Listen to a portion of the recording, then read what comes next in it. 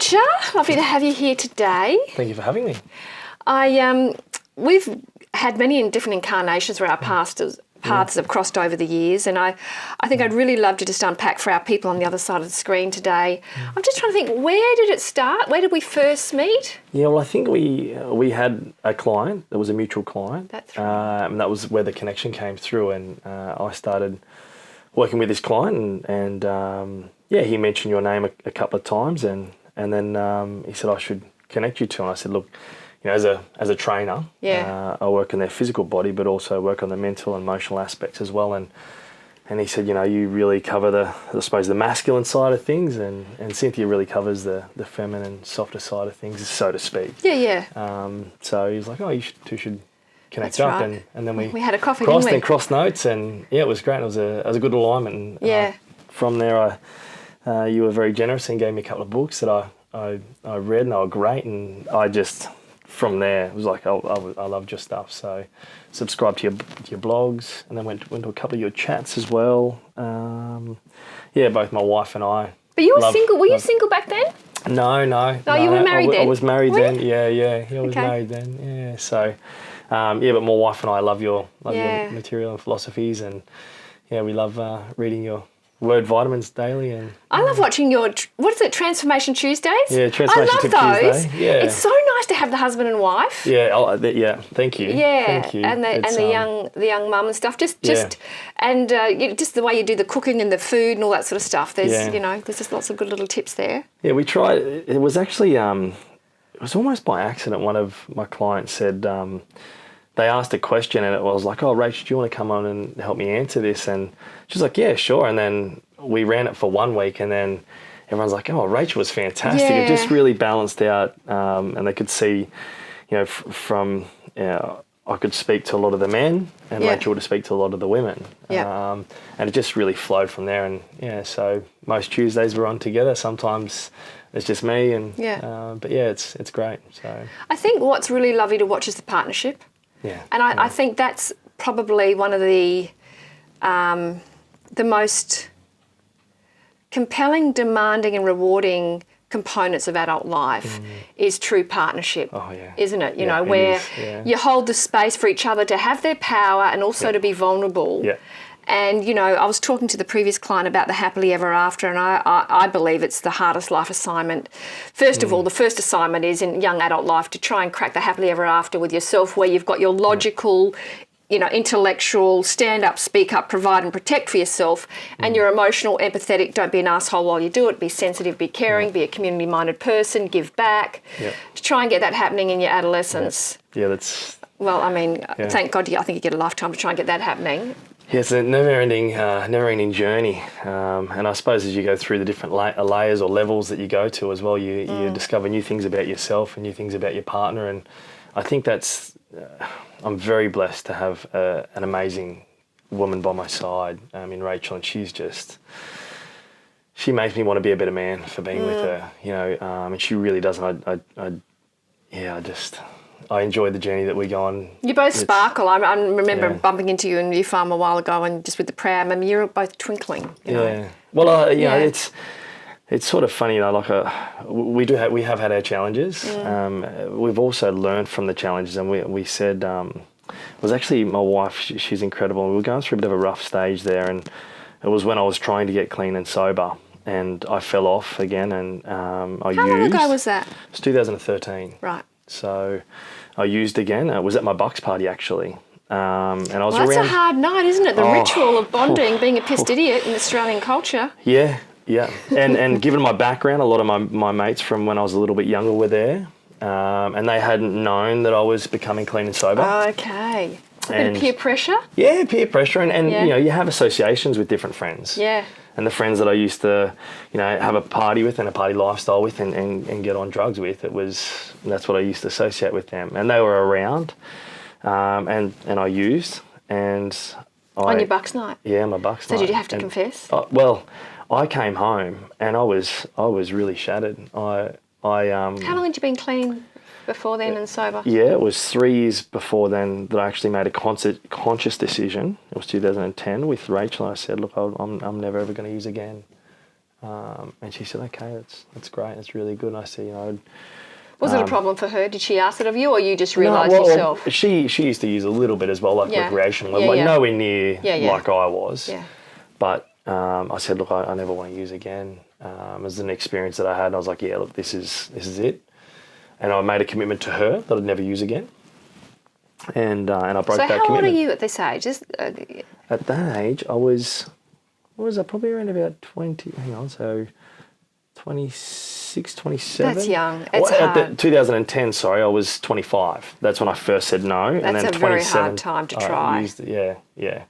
So I almost had to move away from a lot of my friends and my associations. Almost had to, like, it was literally cutting off all my friends that I had hung out with and associated with, to say, no, I can't use it because I just can't. It wasn't sustainable. I was going down a path, and I was going down a path I didn't want to go down, and I was acting in a way that I didn't want to act. That wasn't really, it wasn't me. And so, back to the story where I fell on my bucks. I came home and I just felt like I'd let her down. Like I made a commitment to her, and I'm a man that has high integrity, and if I say I'm going to do something, I do it. And I said to Rachel that I would stop, and I said, babe, I'm so sorry. And I had inner conflicts there, and I used, and it was almost like a habit. I said to myself that I wasn't going to use, but the habit popped up again, and all the associations popped up again, and I said, oh, babe, I'm so sorry. How could you ever forgive me? And she said, oh, it's not. You're always, you're forgiven from me. Can you forgive yourself? Yeah, wise woman. And it hit me like a ton of bricks. Wow. And it just, the depth of the woman that she is just, it just makes me want to continuously work on myself and be the best version I can be for her and for my family and for my kids and for my community too. I've realised that the more I grow within myself, the more of a man I become, and the more of a person I become, I should say, that, it spills out into other areas of my life. That, people around me also, help themselves out as well. So if I can be the best version of myself, and that will change day to day, and you have a big day. We got 2 kids at home, and sometimes we a bit of lack of sleep. How old are they now? 5 and 2. Yeah, so it's game on, isn't it? Yeah, there's still, no way our young one still wakes up at, crazy. It was like last night he slept with us, and actually the night before he was in the bed with us again. Yeah, so, but it just is what it is, and it's sort of, sometimes you're a parent and that you're going to be tired, you're going to be have those sleepless nights. You're not going to be at your best, but you can give your best while you're there, and whichever state that is in, whether you're tired or out of energy, but you do the best you can. Do you know, when I first met you, and I remember you coming to one of my early workshops, and learning about you over the years, and I think also too watching the impact of your energy, because again,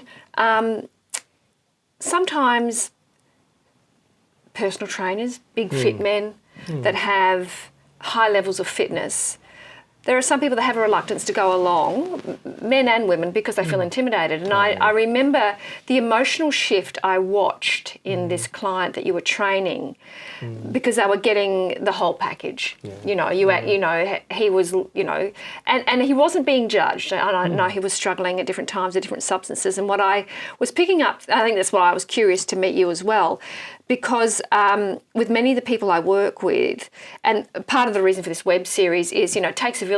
You want to get someone in recovery, takes a bloody village. Let's get all the resources out here. Let's start in our own backyard of Brisbane. But the beauty of the internet, again, just sharing the tools, they are duplicated in every state, in every country around the world, well, in many, and people just sort of knowing that, well, the physical component of your recovery journey is a very important one, your relationship with your body, with your heart, with your soul, your finances, it's all there. And I suppose lived experience model is something, is what my model's been based on, and whilst I am a great advocate of many of the people I refer to are clinicians, because there's, I know what I don't know. Well, no, I know there's lots that I don't know, and I know there's stuff I don't know that I don't know yet. But when I'm working with a client that's obviously got chronic post-traumatic disorder or a mental health issue that's obviously above what a lived experience model can give, they need emotional surgery, I can refer them on. Yeah. But also too, whilst we need the therapeutic intervention of, psychiatrists and psychology, and some people do need medication, a personal trainer that's going to help emotionally, that's going to help with diet, that's going to help with relapses, that's going to help across the board was something that I was very curious to find out about. And then when I met you, I think, being in the recovery sector, for the last 24 years, there are many amazing people online, many amazing books you and I have both read. And I think there's something about you that remind me of Tony Robbins. I have to tell you. And so I wasn't surprised when I'd learned that you'd done a bit of Tony Robbins. Yeah. But again, this setting the bar high for yourself, wanting to be the best version of yourself and really going above and beyond. And look, I've got a son who's now 32 that was 23 when he got into recovery. And I absolutely applaud anyone that puts down booze and drugs in their 20s, especially in Australia. It's probably one of the hardest times, but what I will also say is if you can get the right tools in place and the right support system, it's a bit like, when a child grows up in a home where there's more than two languages, it becomes a native tongue by the time they're 5 to 8. And if you can get recovery underway in your 20s, whilst it is, as you sort of said, it's a death of the partying life and the rebirthing of a life that's probably beyond its maturity. Yeah. Most people kind of don't do that work until mid-30s, and if you can do that mid-20s, you're really in front of the pack. But I would be interested, Luke, if you're comfortable, to just unpack what you think. If we'll only go where you're comfortable. Yeah. But in your childhood and adolescent years, what do you think some of your drivers were to make you want to be your best self and really even contemplate the question of, should I put down booze and drugs? Yeah, it's a really good question, actually. I suppose there's a few different stages of that as well. And I suppose I grew up in a household that there were drugs, alcohol, violence, destructive behaviours, self-destructive behaviours. So that was all normal. And I really didn't know any different. I thought, my parents split. We'll go back a little bit earlier. My parents split when I was quite young. I was 6 or 7 at the time. And what I watched, because we learn from our parents and our elders, I learned how to deal with things through drugs and alcohol. So whether it be prescribed drugs or, marijuana or other drugs that may have been the choice at the time. But I watched both of them go down a path in life that was like, okay, well, they're not taking care of themselves because they were hurting. And I modelled that. And I thought, well, when I get pain, Excuse me. Bless you. Sorry. When I get pain or when I can't deal with things, I'll turn to alcohol or drugs. This is the formula. That's what you do when things get overwhelmed. It takes the edge off. Exactly right. Or get angry. Okay. Or get angry at things. And there were a few different tools. And it was only till I got to really, probably that 25, that I realised, and that was when I met Rachel, that some of these things actually weren't normal. How'd you meet her? I'm interested. Yeah, well, I met her at a fitness college. Okay. I just remember the time that it was the 7th of April, 2009, 5:45 p.m. I walked up, I saw the receptionist, and she was looking at me, and I looked at her, and I don't know what it was, but I looked at her. So she was a receptionist? She was actually running the college. Oh, I thought she was just the receptionist. Oh, right. But she met me at the front, and it was just this connection straight away. I didn't know what it was, and I soon later realised that we had something that was quite deep, and I were friends for a long time, but then it blossomed from there. And it was only till I really met her that I told her, there's nothing my wife does not know about me. She knows absolutely everything. There's not a thing she does not know about me. That's intimacy. Yeah, well, and that's I realised that a little bit later on as my path of growth started to happen. But we started off as really good friends, and she was such a good friend and such an amazing person, such an amazing woman. And at the start, there was something about it and that was that look. There was something about it that I was like, oh, didn't know. Was it something new you hadn't seen before? I hadn't seen it. No. Yeah. Yeah. And I was like, what? You know, are we good friends? Are we? You know, like it was just a different sort of relationship. I could be fully myself. Yeah. And I'd never ever been somewhere where I could be fully myself. I always had to be something for someone. Yep. And I always felt that. But Rachel, she didn't care about, you know, my past or my you know, she cared about me. She's the same age? She's a year younger than me. Right. Yeah. And it was, you know, it wasn't until I met her that I realised, oh, we had different lives. Oh, it's not normal to grow up in a house where, you know, there's violence or there's physical abuse, or it's not normal to grow up in a house where there's drug use. Oh, your parents didn't smoke drugs, or your parents don't drink every single afternoon or every single night after work. Oh, you don't have those things? Oh, well, Isn't that interesting? And yeah, I just never had that conversation with New them. reference point. And I went, oh, okay.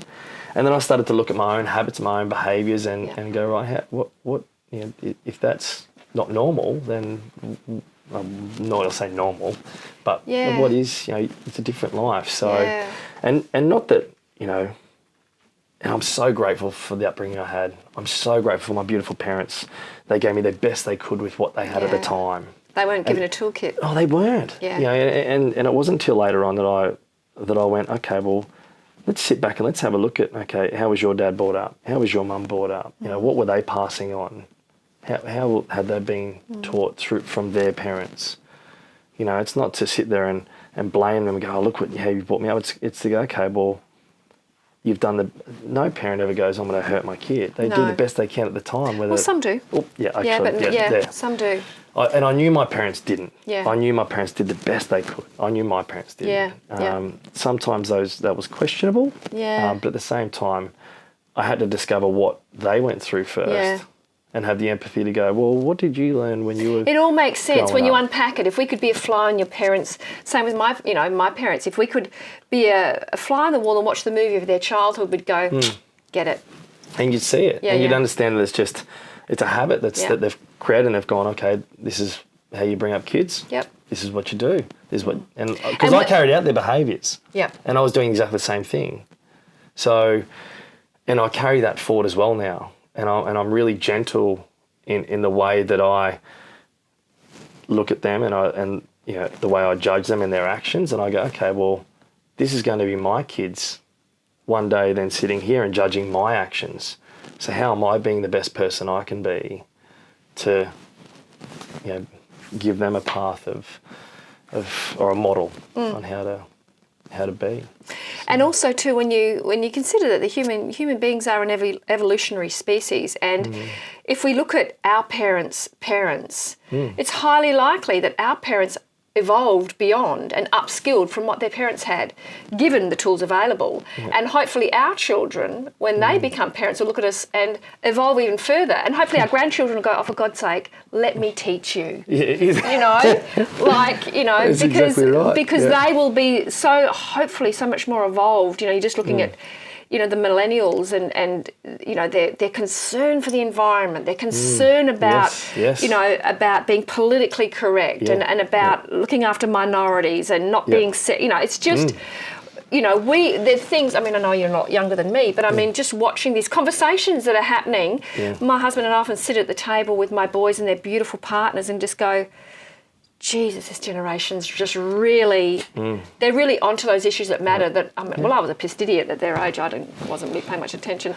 But, you know, hopefully I know with your beautiful children, if we've done our job, they'll cherry pick the things we got right. Be kind to us about the things we stuffed up, because God knows I don't we're think we're going to, well, I've dropped the ball a lot, but all we can do is apologise for those things and help them, encourage them to not make the mistakes that we did. Yeah, absolutely. You know, I think, you know, that's a big thing that I've got to keep working on with myself, is to not look at my parents and go, you did this wrong, you did that wrong. Because it's easy to. It is, that's the easy solution. That's the easy way to go. And not, you know, for anyone that has had, you know, violence as a child and you know, kids should be seen and not heard. That's you know, that was how I was brought up. You know, sorry to interrupt. A fair bit of... The violence. Can I just ask, as a young boy, was it? Did you watch the violence, or it was inflicted on you? Bit of both. Okay. Yeah. So mum and dad were quite violent, physically violent to each other. Right. And then dad was with an ironing cord. Would give me a touch up every now and again. So give me a belting. So and I know that some people that are watching this may go, is that all? Is that all? Yeah, exactly right. So everyone's got their own different degrees. Whereas my dad, I know for a fact, because he's told me this, was either I give you the discipline here, or you go to jail and you get the discipline. Yeah. Yeah. And that was the logic. That was his way of rationalising in his mind. Yeah. It's my responsibility. It's exactly right. Yeah. So you will learn, Yeah. and don't step out of the boundaries. Yeah, and again, it's very easy to cast shame and blame, but I love that saying, nobody's a villain in their own story. Wow. If you unpack and you could visit inside the justification, most people are trying to do the best they can. They don't see themselves as a villain. They're trying to be a hero. But when you've got a limited range of tools, I suppose I'm interested too, because and again, this is just my observation, having never been a man, but I do tend to notice often the very fit, muscular, gladiatorial men, and when I see them with soldiers and with elite footballers from all different codes, but even I work with many men in biker gangs and that, and they come through the door with tattoos over their faces, and they're like Aquaman, Gigantor, Arnie Schwarzenegger walking through the door, and as we start into my pink little fairy cave, and I go, fuck, the pink, and then but after a while they just kind of allow themselves to sit into the womb, which is what I'm trying to create here. What I see with great empathy, and it clicks on my matriarch, my nurturer. I often sort of see their physical armour has become a byproduct of feeling powerless against other males as a boy, and thinking I've got to be an empowered man, so being fit and strong, at least that's something I can do externally. Was that a driver for you in being fit, or were you always just a fit bloke?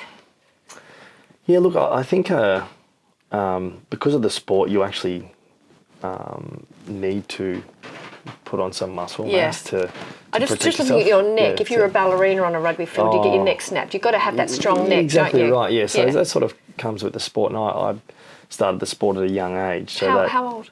I was 6 at the time. So yeah. Oh right, and so at 6 years of age, running onto the rugby field with other boys, was that something that you found in a violent home was a refuge, or was it an expression to get violent with other kids? I mean, what happened? That's a really good question. At that age, I think it was a good little escape for me. And at that age, I think I really wanted to, probably get out on the footy field. It was one of those things where my family, my dad didn't play rugby league, he played soccer, but my mum's brother did, and it was sort of like the thing to do. But a couple of stages I went back to it, like I wasn't going to play, and then I was like, oh no, I need to go back. And it was, for me, it was like I think I was searching for like a role model, and not to, if I look at my dad, and bless his heart, he did the best he could, but he couldn't, your dad can't provide everything. No. So I think I was looking for other role models to model off, and the rugby league coach would generally always be the model. Like, I think when you have got a coach there who's telling you how to play structures and teaching you things, and you're learning off them how to tackle, or how to run, or how to protect yourself, and there's so many different traits that come through football as well. It's and it is such a physical game that you do have to build yourself up physically. And to be honest, I think for me, I get a lot of strength through my body, is more like a physical, it starts with me physically. So if I feel physically strong, then it It's a knock-on effect for you. Yeah, mentally as well. And I think for me, getting in the gym is just a good way to manage my emotions. If I feel physically strong, I know I did my shoulder in 2015, and I went through a severe downturn. I had my arm strapped to me like this for 12 weeks and couldn't move it. Had to have a shoulder reconstruction. Couldn't pick my daughter up, and couldn't hug my wife. I couldn't do the things that that. Interesting. The universe gave you a bit of time out there to reassess. Hey. Yeah, absolutely. So I think for me that a way for me to tap into my mental and emotional well-being is through my physical body and being physically fit.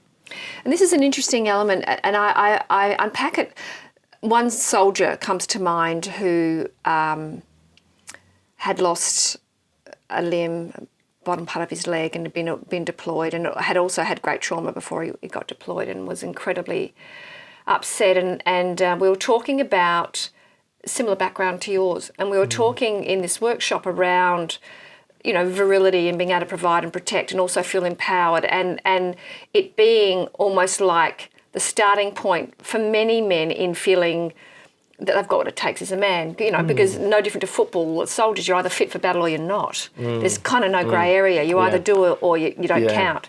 And I remember, and this is something that I do see, and I'd be interested in your take on this, because whilst, physical fitness is absolutely important, what I do observe, and I'm interested, a couple of questions here. So, I love watching the footy show, and I remember watching Paul Sterling and Fatty Vaughton talking about going the biff. Go to biff. Okay, yeah. And that whole, physical relief in throwing something or punching something and, getting out your aggression. And I have, dinner party conversation with certain people that are aware that I work with different football players and in that realm. And I think a misconception is out there to a fraction of society that men that play football are they're the jocks, they're the beefcakes, there's not a lot going on, they're just, monosyllabic Neanderthals. Yeah. And whilst there may be a component of that, I must admit in my journeys I have been so humbly educated by the complexities behind these gladiatorial men. And it's a beautiful thing to understand. And I think having a gladiator of a father who was, a warrior kind of man, had his own inner demons and seemed to be angry with the world, it's given me a great insight. And I was debating with some of these. I had one of the fitter guys that was obviously very protective over this, guy. He had a beautiful Swiss Shepherd there, a trauma dog, so he had chronic post-traumatic stress. He couldn't sit on a chair. This, probably not a lot older than my son, and he'd lost this limb, but he'd had trauma before he went to war. So as a post-traumatic stress survivor, there's some little fairy tunnels I can go in on because I understand that internal dynamic. But the other guy was saying, so Cynthia, exercise for us is a spiritual thing, because it if I'm fucking fighting with my wife and I'm upset with the kids or whatever, I've got to go for a fucking run, and I've got to. And I said, look, I understand that component, but one thing I see a lot is that it becomes also for many men, rather than having a drink or a drug or doing a line of coke or watching some porn or whatever else, it can become a form of escapism when rather than, because none of us like to feel vulnerable, but, courage and vulnerability, it's all about going towards the fear rather than running away from it. And whilst an elite athlete, like a mother, can get all self-righteous around, well, I've got to train, I've got to go for a run, and I've got to do this and blah, blah, blah. Like a workaholic can hide at the office because I've got to provide and who's going to pay the bills. And like a mother can go, well, someone's going to fold the washing. We can use avoidant techniques under a self-righteous umbrella because it's dovetailed with our craft.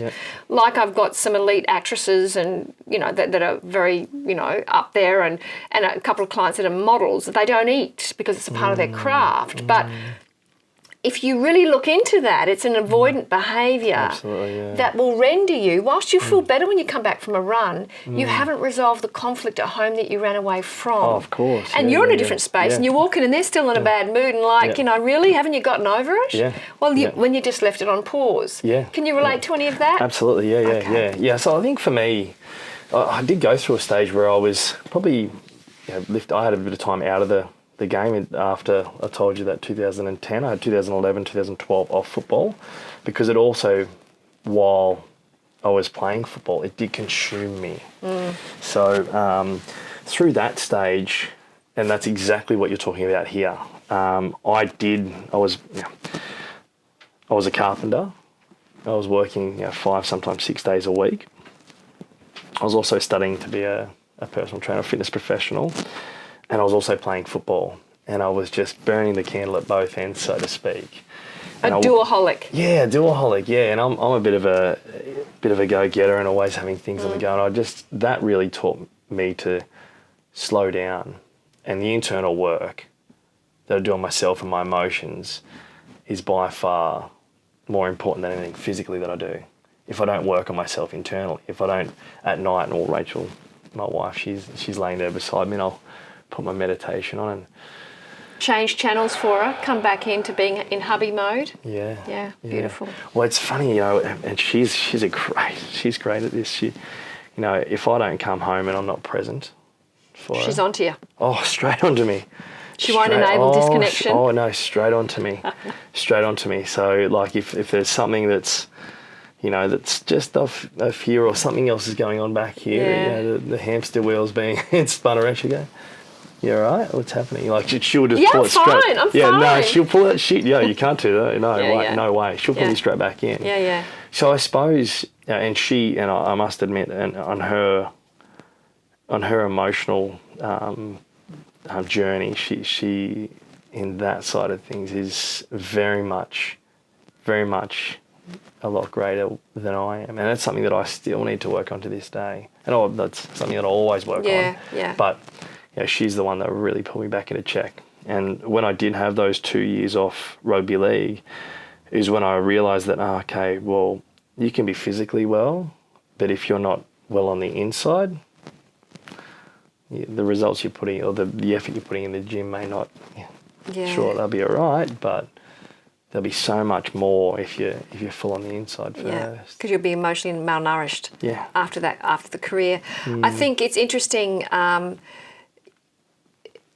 In a partnership, you really don't need duplicate skills. You want to be able to, you want to be able to cross-pollinate. And what I often find interesting is, and me coming from a similar background to yours, my husband is exactly like that. If I'm not connected, he will call me. I cannot fob him off. Yeah. And on a good day, I'm so grateful. And when I'm up my ass on my ego, I'm so too fucking busy. And, I miss emotional fitness. Could you just leave me alone?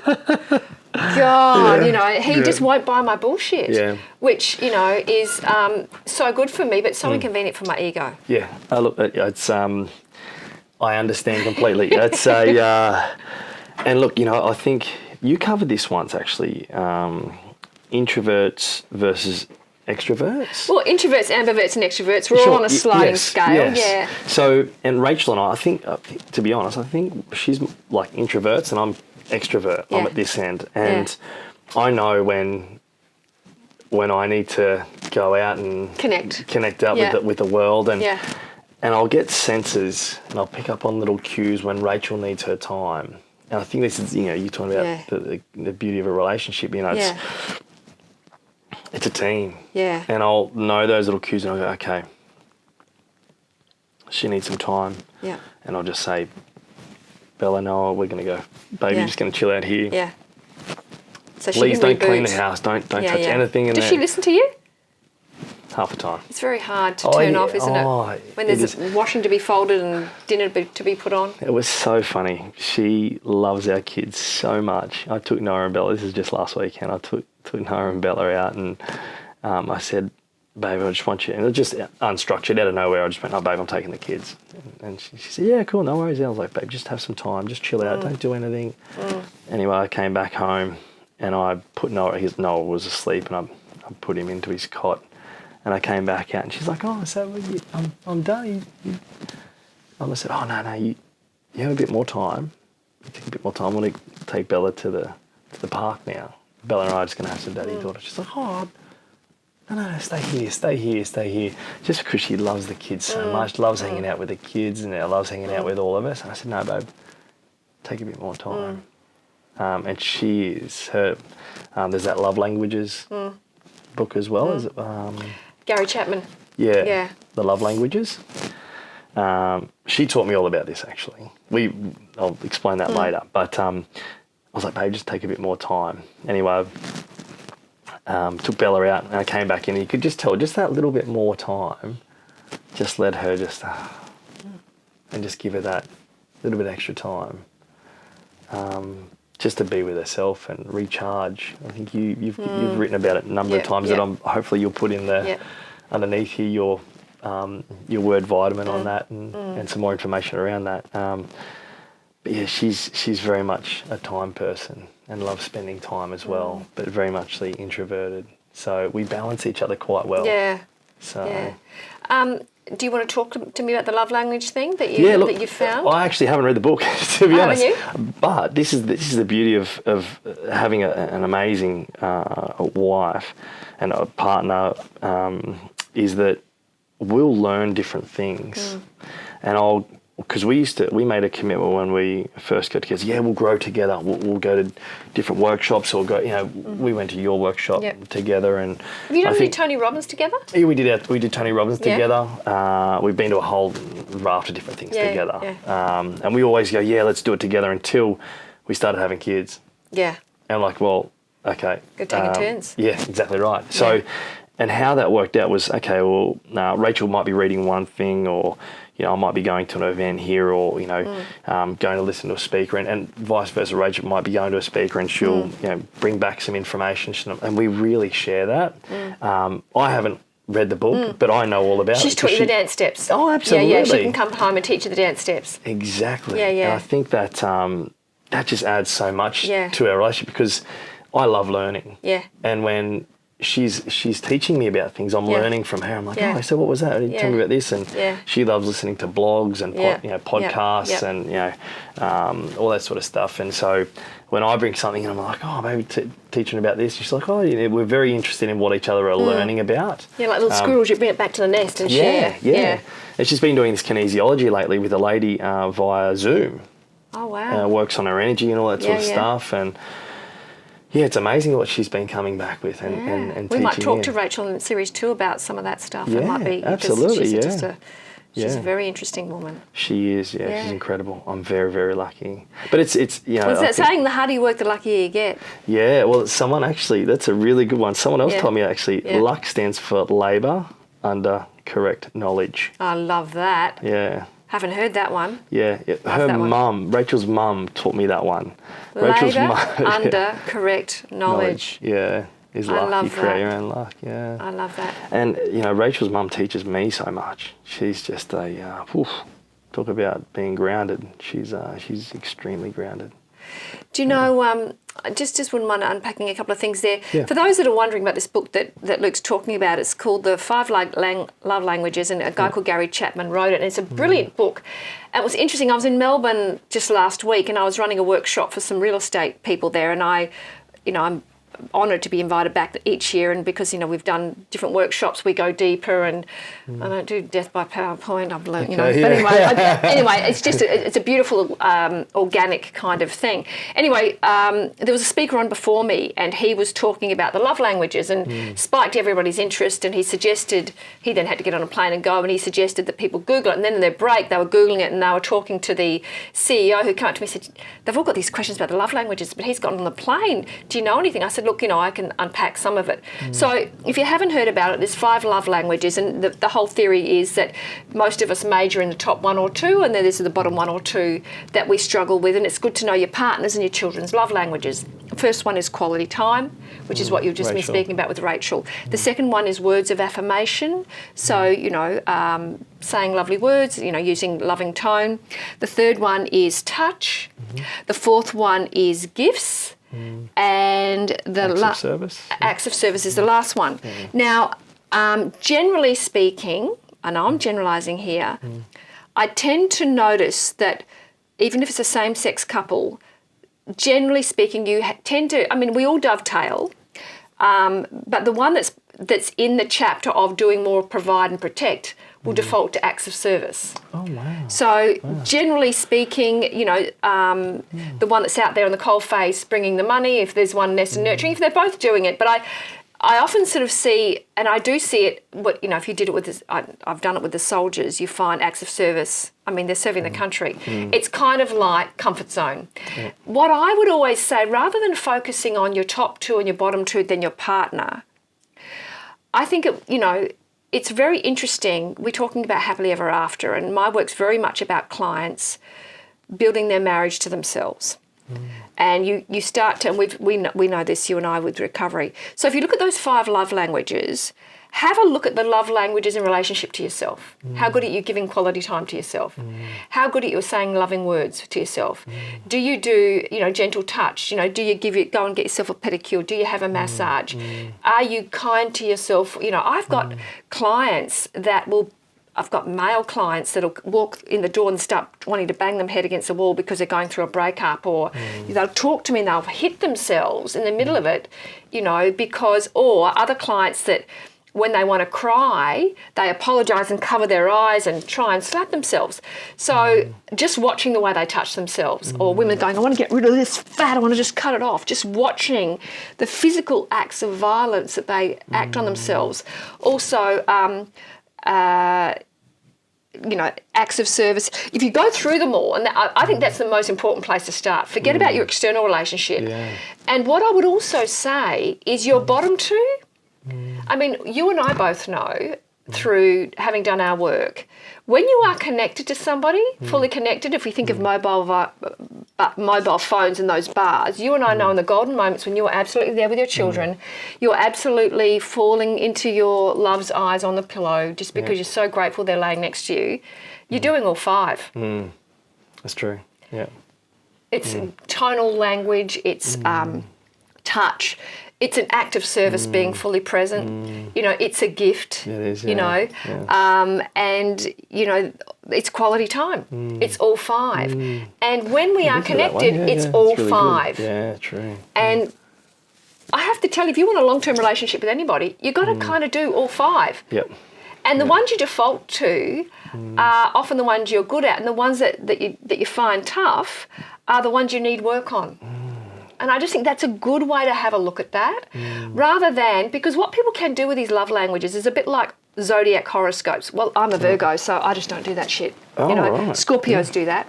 Or, there are people that won't have a relationship with you if you're a certain star sign because they've got you pigeonholed and painted into a corner. Yeah. Or there are people... Actually, you go. You say that, but my wife's an Aries, I think she's 28th of March. Yeah. And I don't think she's actually an Aries, but she doesn't act like, or exactly. Everyone says that. There are so many variables. Yeah. And I'm not trying to poo-poo zodiac, but I think if we get too narrow, I mean, there are great personality tests you can take, and I can sometimes go on stage after the previous speaker that's gotten people to define themselves as a colour. And I'm this colour in the office, so this is who I am. Now, you and I both know, if you look at colours or seasons, we can be 4 colours by 10 o'clock in the morning some days, And I just think the more work we do on ourselves to actually, rather than narrow, it's good to use them as instructional tools. But again, it's not an excuse to not do the work because you're this colour, or you're this love language, or you're this zodiac, or you're this gender preference, or you're introvert, or you're extra. I mean, we've got to show up and be fully present. That's the work, isn't it, really? It is. I'll let you know when I've mastered it, by the way. My husband's on the other side of the screen. But I suppose all we can do is progress, and have a partner like we're talking about that just calls us when we're trying to rip us off or rip them off by pretending everything's fine when it's not. Yeah. Well, I think that's the beauty of, for me, the relationship that I'm in is, we understand that, we're going to be like this at different times, and we have an understanding of, hey, look, some days I'll be up and other days I'll be down, and vice versa with, that's the beauty of a relationship as well. You pass the baton and you tag team. Yeah. So tell me, I think I'd really love for our viewers to learn a bit more, because the role you're in now is just amazing. Yeah, it is actually an opportunity. Came in terms of my business, or as in QRL as well? Both of them. Let's talk about that. Yeah, so in terms of the business, my wife and I run a lifestyle and body transformation studio, but since we've had kids, we've really gone down the mums and bubs avenue, and we realise that there's a very big need for mums postpartum and even pre and postnatal to be doing correct exercise, but also connecting with other mums, and sharing knowledge, sharing information, and supporting each other through the journey. Being a parent can be very isolating, whether that's a mum or a dad, can be very isolating and very emotionally triggering. Absolutely. So having other people there around as well that are going through the similar journey and well, you've changed nappies all day and that's all you've done. Okay, yeah, I get you. Or you haven't had a conversation with another adult for the past 4 or 5 days. Yeah. Let's bring that together and just for other ladies and we don't have men there, but other mums to connect as well. So Rachel and I are really going down that route. With the business now, and it's sort of morphed into that as well. So if people want to find you, if they want to follow you on your Transformation Tip Tuesday, is that only on Facebook? That's on Facebook. We also put it on Instagram. So just if you at Lukey Archer, you'll find me somewhere. Lukey. Lukey. Luke E. Archer. Yeah. Yeah, but we'll put the links on this anyway so they can follow you. And again, you don't have to live in Brisbane to be able to go do all this stuff. No, absolutely, yeah. We give tips out every Tuesday. It's interesting, how the tips have changed. Weekly, generally, people will ask us a question, or it might be from our clients that we've heard, they wanted to learn something about, and we'll deliver on it. Quite often it might be about fitness, it may be about cooking, it may be about exercise. I love the way you get in there in the kitchen. Yeah. Cook up a storm. Yeah. I'm like, I bet Rachel loves that as well. What was this? What was the ingredient that you put? How many mushrooms? Or Yeah. So, it's great. It's good fun. We really enjoy it. We've been doing it now for just over 2.5 years, and the feedback's been great. So we'll continue to do it. And it's just a bit of community service and give back for people. So, but then the other side of things is, I work for Queensland Rugby League as well in wellbeing and education, and currently that's through the grassroots in the SEQ, South East Queensland corridor, which has been fantastic, and it's helping the rugby league community away from the field. So it might be around mental health, might be around helping them with their finances or channel them to the direct source where they can get financial help, or it might be some people going through grief and we can help them out with that and send them to the specialist, and just about the community engagement and helping them off the field as well. So it's been a very fulfilling I suppose journey I've been on, and it's fantastic. So Luke, what's your biggest concern for young men? I mean, your domain's NRL, but I mean elite athletes, just as you from where you are looking back and then just looking at the patterns and the concerns you have, what would be your biggest concern for young men today? Social media. Okay, tell me about that. Social media, it's like a double-edged sword. It can be really good and really powerful, and people can use it for a lot of good. I'm sure this will go on YouTube and all the amazing social media outlets. But it also can be a way where people can sit on a computer and type away their thoughts or their feelings to someone who may not have asked them for their opinion. So the trolls, the toxic trolls you're talking about. Absolutely, yeah. And a lot of people can take that to heart as well. And it's just the way that it's the social media aspect. And some of the best advice for young people going through that is just to get off social media. I'm heavily in social media, so I'm on it quite often in terms of. So do you say that to up and coming footballers to stay off it? Do you manage it in a way that's good for you? Give yourself time. Like I've got time limits on my social media, so I can only be on like a social media platform for an amount of time per day. But also making sure that if you're following someone or someone puts comments up on your feed or about, you played terrible on the weekend or whatever it was, or attacks them personally, if that does affect you, then it might be best to get off as well. Because, it is a world where it's open. Yeah. Anyone can comment. Yeah. So. Yeah.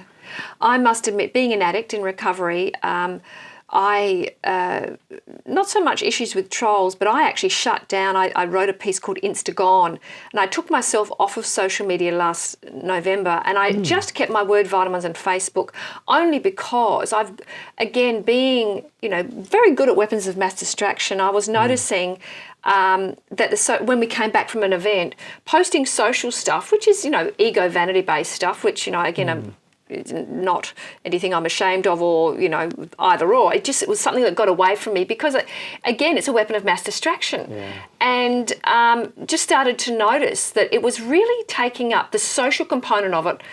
Was taking up way too much time. So I shut it down, and I always talk about 90 days reboot. Shut Instagram down totally, just deleted my account because I found myself taking photos of cakes and flowers and just not being present in a way.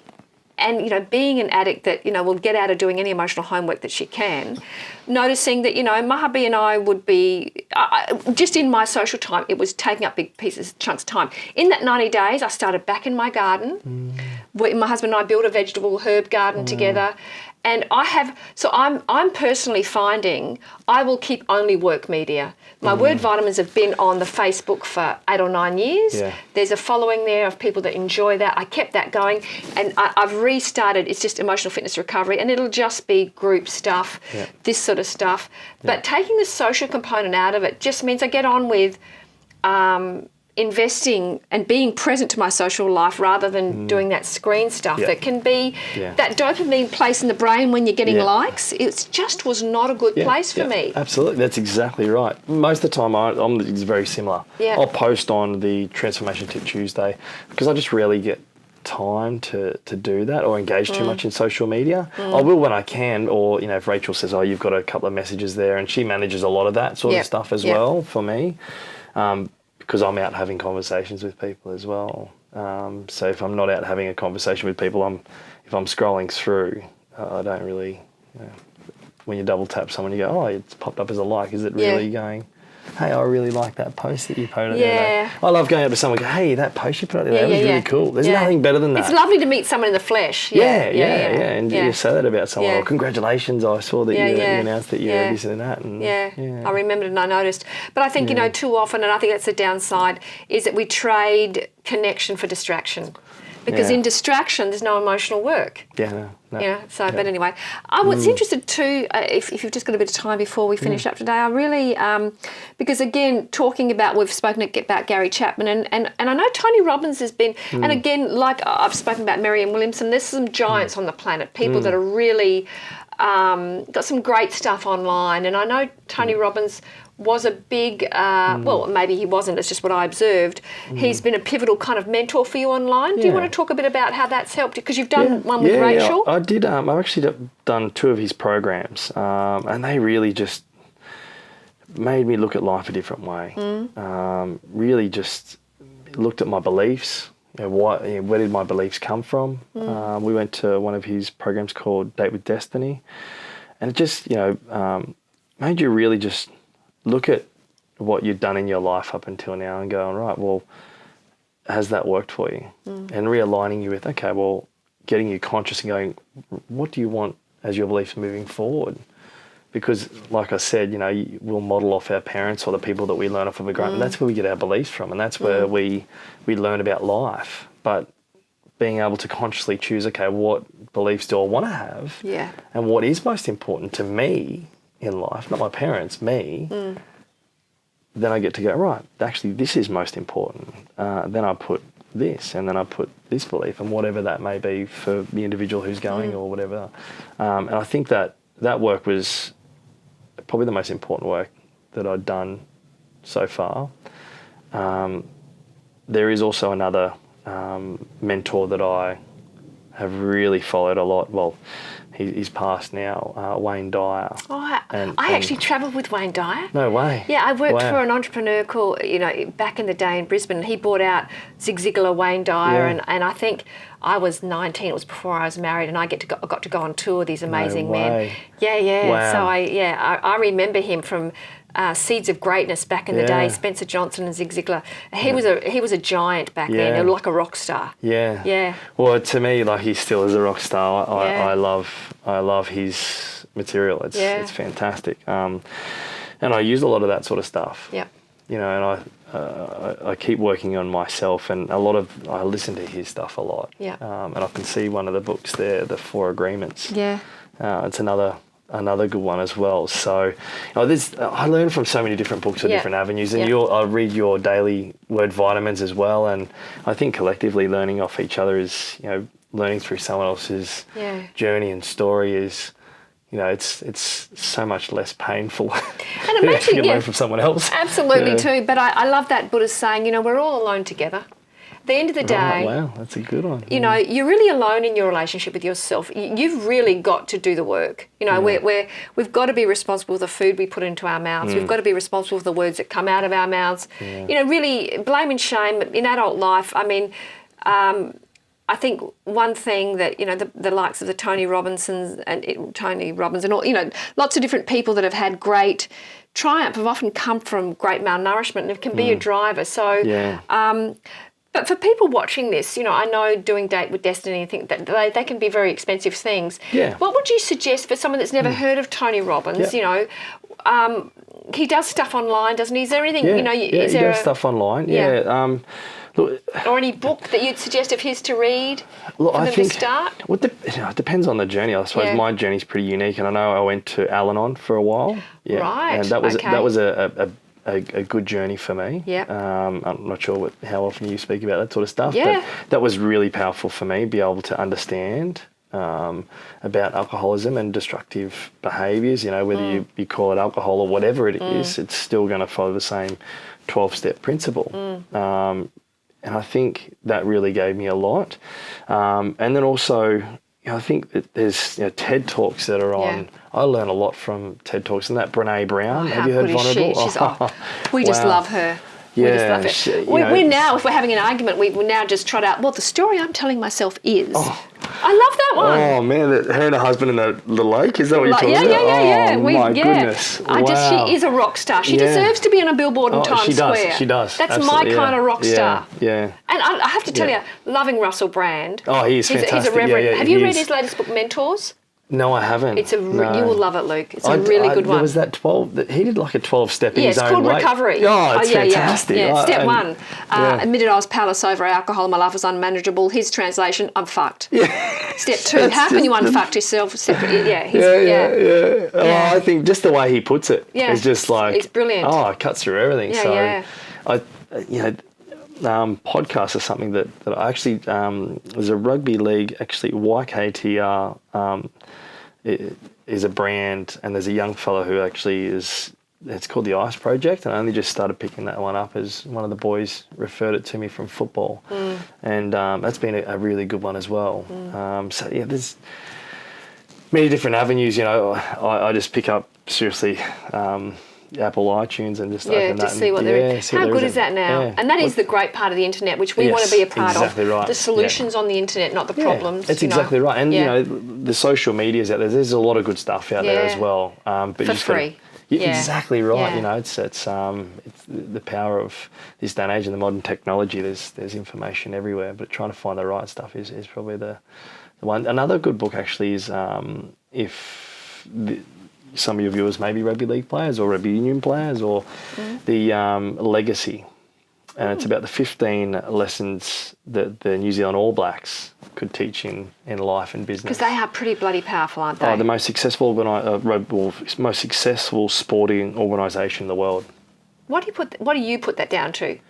If someone was to ask you from your point of view. We should read that book. Okay, we should read the book. Yeah, You've read Legacy. the book? Legacy, yeah, it's fantastic. Legacy, it's I've never heard of it. It's just all about taking ownership. Yeah. Taking responsibility for your own actions. No one. One of the things is talking about sweeping the sheds, because no one takes care of the All Blacks. The All Blacks take care of themselves. Taking self-responsibility over cleaning up after themselves. What I find really riveting about watching the All Blacks is watching them do that haka, where they're calling in the ancestors. You can just feel that energy. They are not on that field alone. They are calling in a spiritual belief. Yep.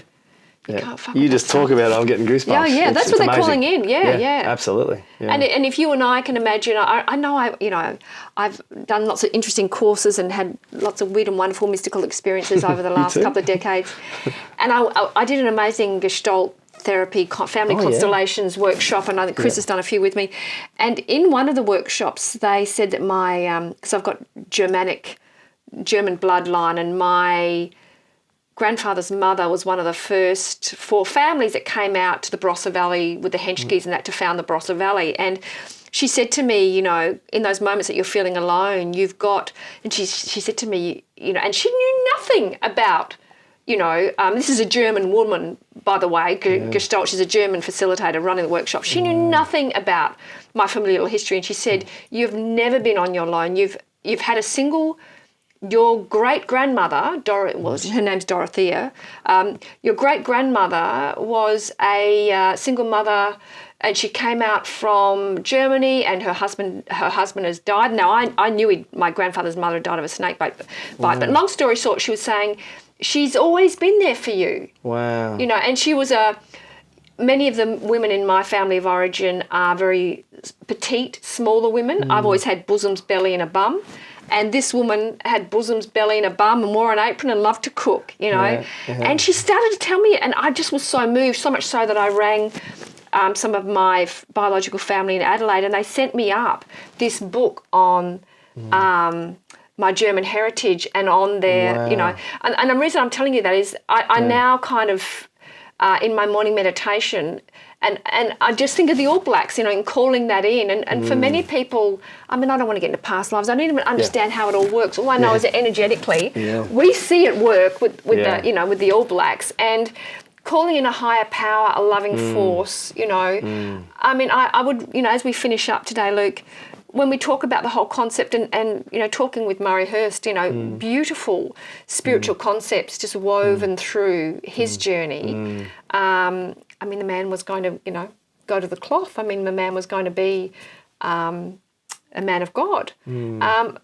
What's your take on spirituality for, you know, a young dad these days? If someone was to say, do you believe in God, or what's your faith? What would you say? Yeah, look, I know that there is something bigger than us here. There is something that's, whether you call it God or Allah, Buddha, the Tao, whatever it is, there is something that that's in each of us, and it's in every living thing as well. And probably the most powerful personal experience I've had, and just thinking about it now wells me up a little bit. Thinking about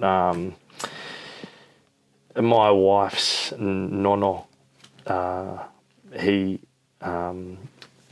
passed away. He had cancer, and I remember sitting in the hospital there, and there was my wife and I were there, and he had 3 daughters.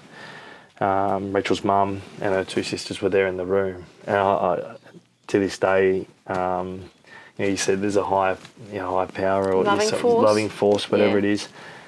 He looked at me, and he looked me dead in the eyes, and he didn't say any words, but he looked at me and he said, "Take care of my girls." And the girls, Rachel's mum and her sisters and Rachel, all turned and looked at me, because they were all sitting around the bed and I was at the back of the room, and they all turned and looked at me and then looked back at him, and they could see that there was something, his energy was coming into me, and you knew what he was saying. I knew what he was saying. He didn't have any words at all. Yeah, passing you the baton. Yes, that's exactly right. That's exactly right. Is that beautiful? Yeah, it was very, very moving, and I think that's part of why Rachel and I, you know, we've got each other's back. And I do this for her, and I do this for her nono, and her nuna as well. It's I honestly couldn't explain what that is. I just felt it. Yeah, beautiful. A few times it's sort of popped up, and so I remember I was doing the dishes once there, and I could feel him walk past, and I was like, wow, that's, you know, you could just feel something. It's like someone could have walked right past me. And I was like, wow. I looked out the backyard and I was like, nothing there, there's no one there. And I was in there doing the dishes and I felt it go straight back out. And I went, it wasn't scary. It was just, you knew he was there. You knew he was there. So, yeah. What What a beautiful note to finish on. Thank you so much for your time today. I have so much pleasure. respect for Thank your you. work, and so look forward to dovetailing in the future and to introducing our audience to you. And, I think we might have a chat. I really want to talk to Rachel, but also for you Yeah. two as a couple, because that's a dynamic that's really beautiful. We might do that Yeah. in series 2. Yeah, great. I'd love to. Thank you, darling. Thank you so much. Appreciate That's it. a wrap, Mr. Spielberg. We're done. Thank you, Chris. sweetie.